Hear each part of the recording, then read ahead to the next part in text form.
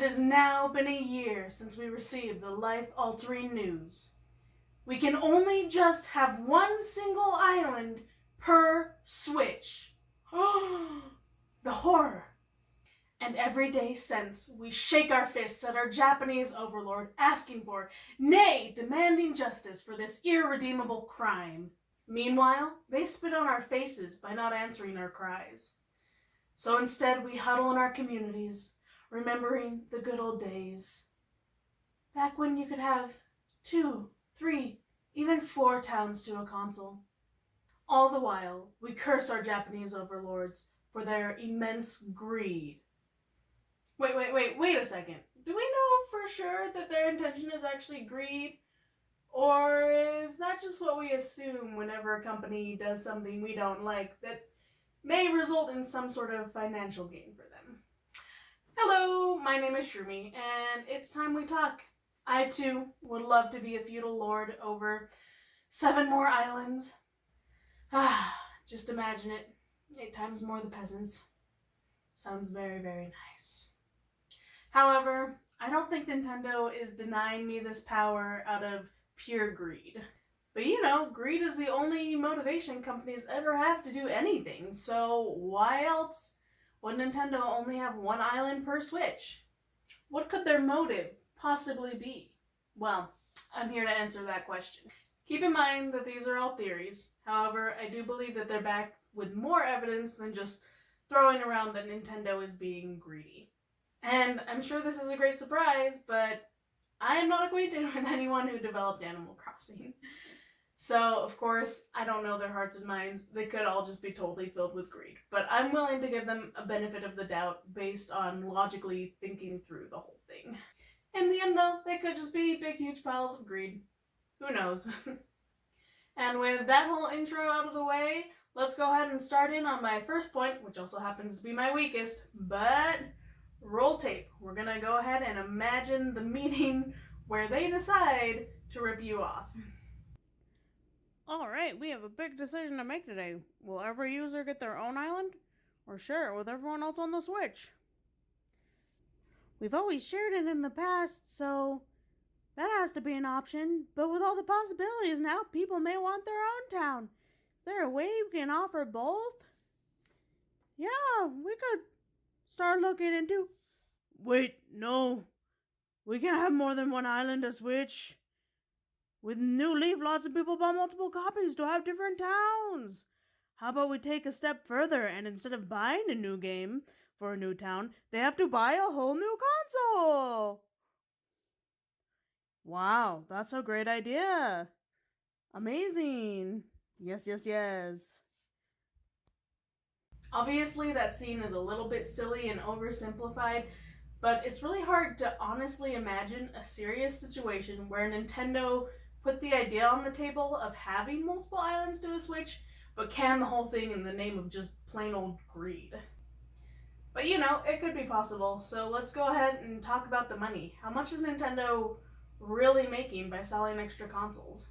When you have to spend $300 of your own hard-earned money to get a second island when in the past it would have been $40, it really does feel like Nintendo bigwigs are ripping you off. However, they aren't pocketing that $300. So let's go ahead and take a look at how much they really get with each Switch you buy. According to an article by Polygon, Japanese teardown firm Fomal Hot Techno Solutions estimates that Nintendo spends $257 in parts for each Switch that rolls off the assembly line. So that would mean Nintendo makes $43 off a console, right? Well, not exactly. As the article said, that's just for parts. There's a lot more we need to take into account. Retailers getting the product to the people also have to make a buck. And according to this article, they make anywhere from 2 to 5% of the console's retail price. If we go with the midway point of 3%, that's taking $10 off of Nintendo's profit, leaving them with $33.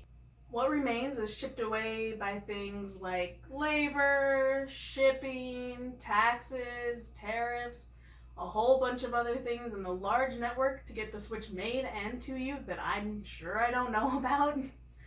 So let's just say all those things cost like $18, and they're left with a $15 profit, which I will say it really wouldn't surprise me if they weren't making a profit, just like PlayStation and Xbox don't on their consoles. In the end, for a profit of $15, give or take a few bucks, you have to start to question, is it worth it for Nintendo to tarnish their reputation with their fans? However, you can argue $15 may seem small, but 15 times millions of consoles, that's not small. So, I think it's time we look at how many second consoles are actually being sold because of this whole one island policy. Well, I have no clue. We could definitely look at how many more Switches are being sold for this time period than there were for this time period last year.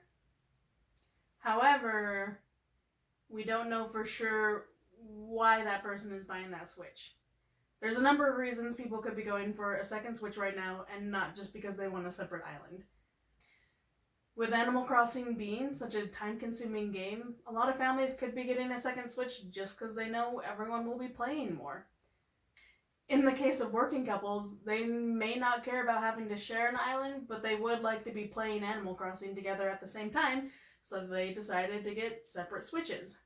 With the release of Animal Crossing, there really are lots and lots of reasons to be getting a second Switch, and it's not necessarily just because they want a second island. Although I'm sure that is a great tipping point if you were already thinking about it. Okay, so here's what we do know. Nintendo has sold 810,000 more units this spring than it did last spring, which is a lot. But with quarantine, which has also sold a lot more PlayStation and Xboxes, along with the release of Animal Crossing, which is a main franchise for Nintendo and one that attracts a lot of first-time Switch owners, you can expect the Switch to be selling a lot more than it did last year.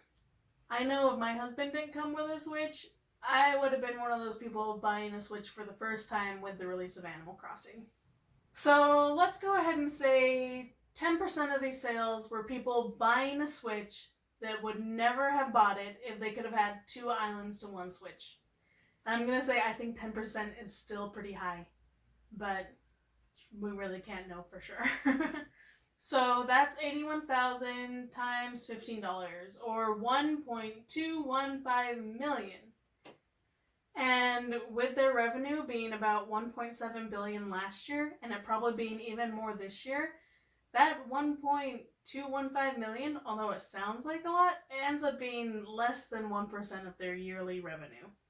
Okay, so you can totally argue that more money made is still more money made, and as more time passes, more people will save up and get second consoles, so Nintendo will be making more money in the long run than they did from this first quarter. So maybe Nintendo is still doing it for greed, but they're just not making as much money as we originally thought. With that in mind, let me tell you a much better way Nintendo could be greedy while still satisfying its fans. It goes something like this. Have separate islands for a physical copy and a digital copy. That way, the consumer can have 2 islands per 1 Switch with only spending $60 more, and there's something about it that feels like it's more possible for the islands to be separate, but also makes it feel like, okay, maybe you can have it separate on just 1 copy. It just feels magical that way. Even if it doesn't make sense if you know more. But for the general consumer, it just feels like that should work. As for Nintendo, a digital game would be $60 of pure profit for them. Then for the physical copy, they get $35 after the retail takes about $15, and the cartridge takes about $10 of resources. On average, they'd be making about $47 for that second island instead of just $15. Plus, with it costing the consumer only $60 instead of $300, way more people would be buying a second island, which would make Nintendo a lot more money. I know I would have gone out and bought a second island by now if it only cost me $60. Now, you may be thinking with the whole 1 island, 1 Switch thing, a lot of people are also buying another game. So it'd be $47 of profit plus $15. And I agree with you, that is true. However, if you are also buying a second game, You can no longer argue that you purely are forced to buy the Switch just to have a second island. At that point, you're also getting the benefit of being able to play while someone else is playing on another Switch. So, if it really truly is just for the second island, you can transfer the game between the two Switches. Which sucks, but I mean, I think most people would end up springing the extra 60 so two people can play at the same time, but for argument's sake. So, there you go. Nintendo probably isn't making that much off of selling second Switches so people can get a second island. They would be much better off doing it some other way, either selling other cartridges, selling it online, I don't know, maybe paying an extra $15 to unlock the magical ability of another profile having an island. Like, there's better ways they could do it if they're being greedy. As I've read through all the angry comments about this whole situation, I honestly find it pretty strange that people see this as an intentional money grab. Unlike that little scene I painted at the beginning, I seriously doubt Nintendo even considered making it possible to have the option of choosing whether or not you share an island. I'm guessing a lot of these comments are coming from people that never played the original games, because in past games, being able to have multiple towns to one console really wasn't an intentional feature Nintendo included. It was just part of how the system saved. For the GameCube, in order to save your town, you had to have a memory card in the system. So your town saved to that memory card. If you took out that memory card and put in a different one, bam, you got yourself a different town. That's just how the GameCube worked.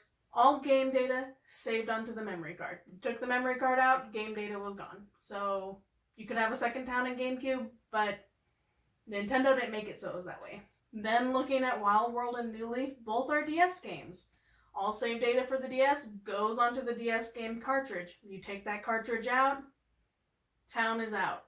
You put a different game cartridge in, new town. You take that game cartridge out, put it in a different DS, same town. That is just how it worked. For all of these, Nintendo never planned for there to be 2 towns per console. It just happened for how the data was saved. And it did end up costing money. It was not free to get your second town. For GameCube, minimum would be like $10 for a small memory card, and for the DS it'd be like $40 for a whole new game. Now, you may have noticed that I left the Wii game out. Although, if we're being real, you probably didn't. With how some people talk about the franchise, it's like the Wii game never even existed. But it was real. And for City Folk, its save data saved directly onto the Wii, which I'm sure you've already guessed it. That meant, once again, you would have 1 town, 1 console. Yep. City Folk also operated on this whole 1 console, 1 town policy. And I'm sure you won't guess this, nobody freaked out! What? It's actually a little bit surreal looking back at the boards from 10 years ago. No one's angry, they all just accept that it's a limitation of the system, and I don't hear anyone saying, "But we all need our own island, how can we just share one? Oh, you're forcing me to buy another Wii, Nintendo! Stop having a knife at my throat, Nintendo! Oh, I'm gonna have to buy another Wii!" So, why are people expecting a second island now at no extra cost and blaming Nintendo for being greedy when they don't provide it? Well, that's not a super easy question to answer, as there's a lot of variables that go into it for so many people to feel justified in their anger. It would be easy to say that people are more entitled now and angry, but I don't think that captures the whole truth. So we're going to look at a couple of theories I have regarding that. Number 1, developers can change the game after it's been released. In the case of City Folk 10 years ago, once the game was out, it was out, like, they were done. There might be, like, little DLC items you could download, but, like, the game was done. if you yelled out into the internet that you didn't like something about it, like, that wasn't going to change anything. Maybe for the next game, but like for the game now, it's done. Whereas now, everything is changing. The game is out and it's not even done yet. There's still so much to be added, so why not yell out into the internet and hope to reach the developers? Maybe they'll hear our cries and change it. Because now that is an option. Number 2, most people buying Animal Crossing New Horizons are new to the game or they came with New Leaf. If they've never played an Animal Crossing game before, then they probably expected it to work like every other game where you open a profile and it gives you a whole new slot. They really didn't expect it to pile into one town. And if you have played Animal Crossing before, but only with New Leaf, that probably means you played it on your own DS with your own cartridge and never had to share your town. Unlike those of us that, shared it with our siblings for the GameCube and the Wii versions. But, that's all in the past now. Number 3, along with point 2, in New Horizons and New Leaf, a house is only set up for a player when that player moves in. This was not the case for the GameCube and Wii version. It always had 4 houses. If you didn't share the town, their empty, unexpanded shells constantly told you that this town was meant to be shared. For New Leaf, with only 1 house per actual player and you probably not sharing the console with your siblings, it's easy to think that the default is 1 player per town. Point 4. Okay, now we're going to talk about greedy Nintendo. And I'm going to say, Nintendo has not been good to Animal Crossing fans since, the release of New Leaf. So let's talk about what they've done. The most egregious act was that they gave us Amiibo Festival, which was really just a ploy to sell more Amiibo. Because it was crap from what I hear. I never played it. I literally just bought it to get Digby and Isabel over there. Never been played. But I hear it's garbage. And they also did Happy Home Designer, which was okay, but not an actual Animal Crossing game. And it was once again a ploy to sell more Amiibo, specifically the cards this time. They did have the free Welcome Amiibo update for New Leaf, which was nice. It mostly just added furniture, but to get all the furniture, you had to, ding ding ding, buy Amiibo! Yep, and that is why my collection is here. This all happened because of the Welcome Amiibo update, so you could say it was pretty successful. Got me buying. Unlike the other 2. Then they did Pocket Camp, which was... it was playable, but it wasn't Animal Crossing at all.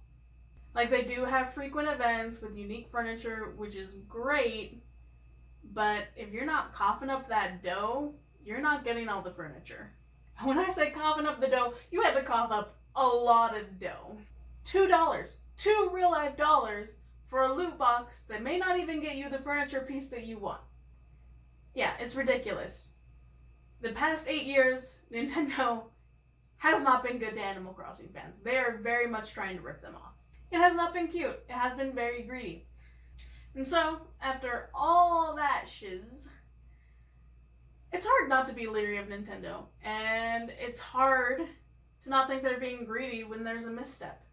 And it also becomes very easy to question their intentions with everything they do relating to Animal Crossing. So, let's go ahead and talk intentions. If it's not greed, then what is it? Why not just have multiple islands per Switch? And of course, they could be working on it right now. I mean, it seems like a hard thing to do. I don't know much about programming, but seems like it probably would have been hard to switch it from separate files for every profile to every profile linking to one file, and then now to give it some sort of second option. That all sounds pretty hard. So they could be working on it. It may just be taking some time, but it's been a year since fans have been outraged about this.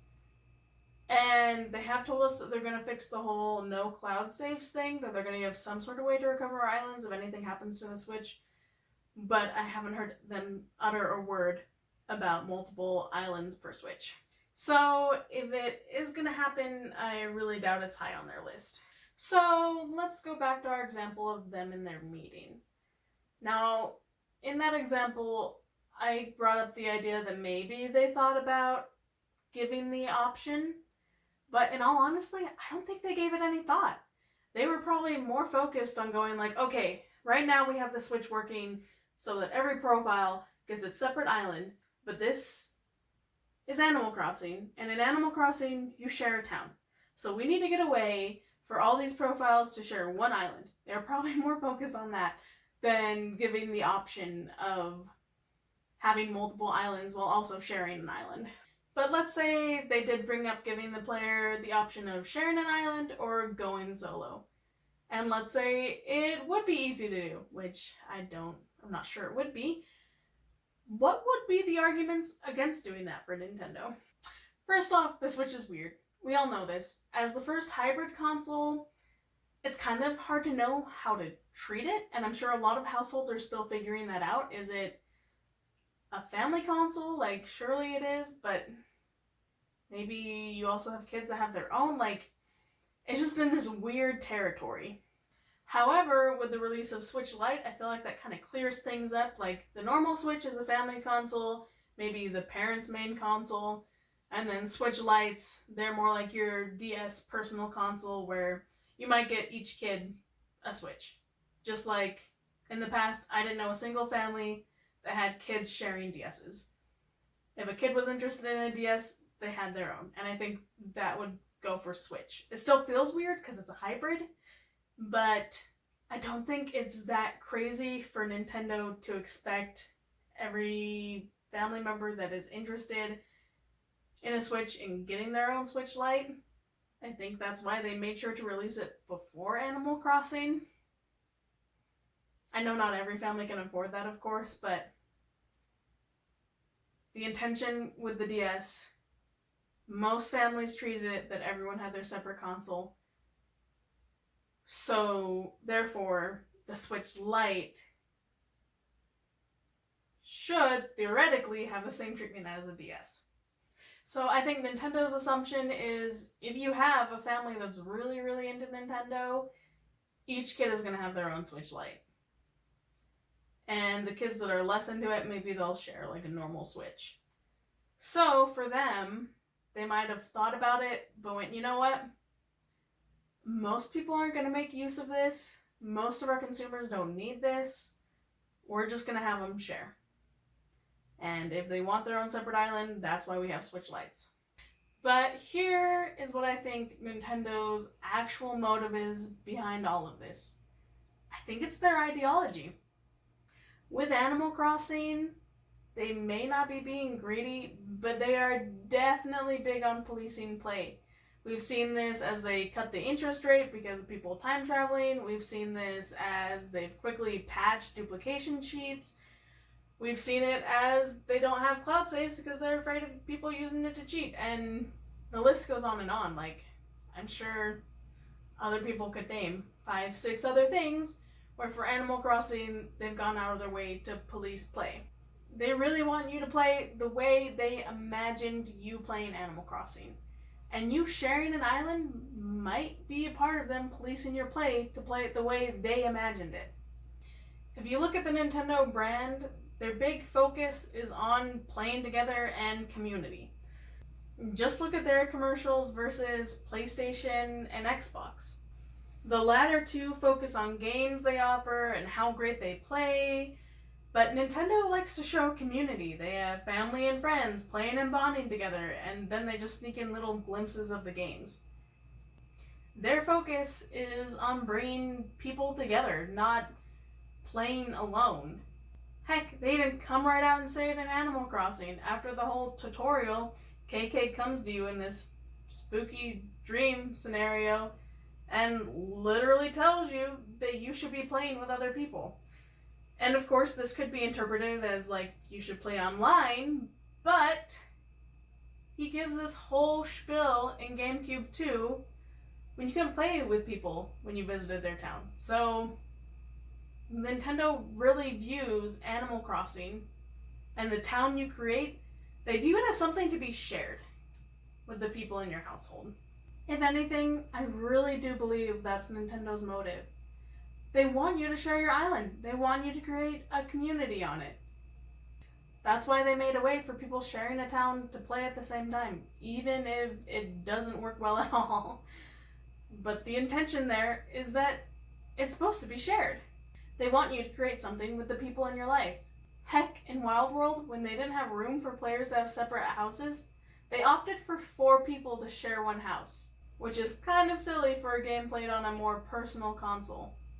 And it really would have made more sense to have 1 player, 1 cartridge in that case.